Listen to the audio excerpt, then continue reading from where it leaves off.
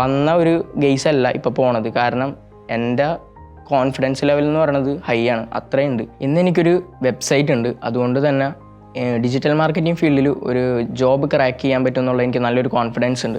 ഞാൻ 2022 കോളേജ് കഴിയുന്നത്. അതിനുശേഷം ഞാൻ ജോബിന് കയറി. ഒരു ട്രാവൽസിൽ ഹോളിഡേ എക്സിക്യൂട്ടീവ് ആയിട്ടാണ് ഞാൻ കയറിയത്. അതിനുശേഷം എനിക്കൊരു സർജറിയുടെ ആവശ്യമായിട്ട് എനിക്ക് ഒരു ബ്രേക്ക് എടുക്കേണ്ടി വന്നു. അപ്പോൾ ആ ഒരു സർജറി കഴിഞ്ഞതിന് ശേഷം എൻ്റെ ഒരു കോൺഫിഡൻസ് വല്ലാണ്ട് ഒന്ന് കുറഞ്ഞതുപോലെ എനിക്ക് തോന്നി. അങ്ങനെയാണ് എനിക്ക് പുതിയൊരു സ്കില്ലൊന്ന് പഠിക്കണം എന്നൊരാഗ്രഹത്തിൽ. എനിക്ക് ഓൾറെഡി ഡിജിറ്റൽ മാർക്കറ്റിങ്ങിനെ കുറിച്ച് അറിയായിരുന്നു. അപ്പോൾ ഞാൻ എൻ്റെ ഫ്രണ്ട്സിൻ്റെ അടുത്ത് ചോദിച്ചു, എനിക്ക് ഡിജിറ്റൽ മാർക്കറ്റിംഗ് പഠിച്ചാൽ കൊള്ളാമെന്നുണ്ട്, അപ്പോൾ എവിടെയാണ് പഠിക്കാമെന്ന് ചോദിച്ചപ്പോൾ എൻ്റെ ഓൾറെഡി 2 ഫ്രണ്ട്സ് ഇവിടെ പഠിച്ച ഫ്രണ്ട്സ് ഉണ്ടായിരുന്നു. അപ്പോൾ അവരാ പറഞ്ഞത് എനിക്ക് ഏറ്റവും ബെസ്റ്റ് ചോയ്സ് CDA ആയിരിക്കുള്ളൂ, നീ ഒന്ന് റിസർച്ച് ചെയ്തിട്ട് നോക്കാൻ പറഞ്ഞു. അങ്ങനെയാണ് ഞാൻ CDAയിലേക്ക് ലാൻഡ് ആവുന്നത്.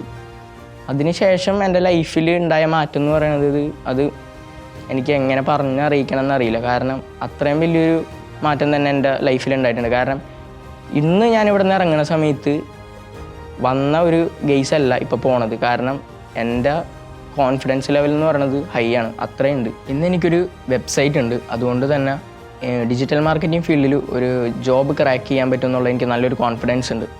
So thanks to CDA.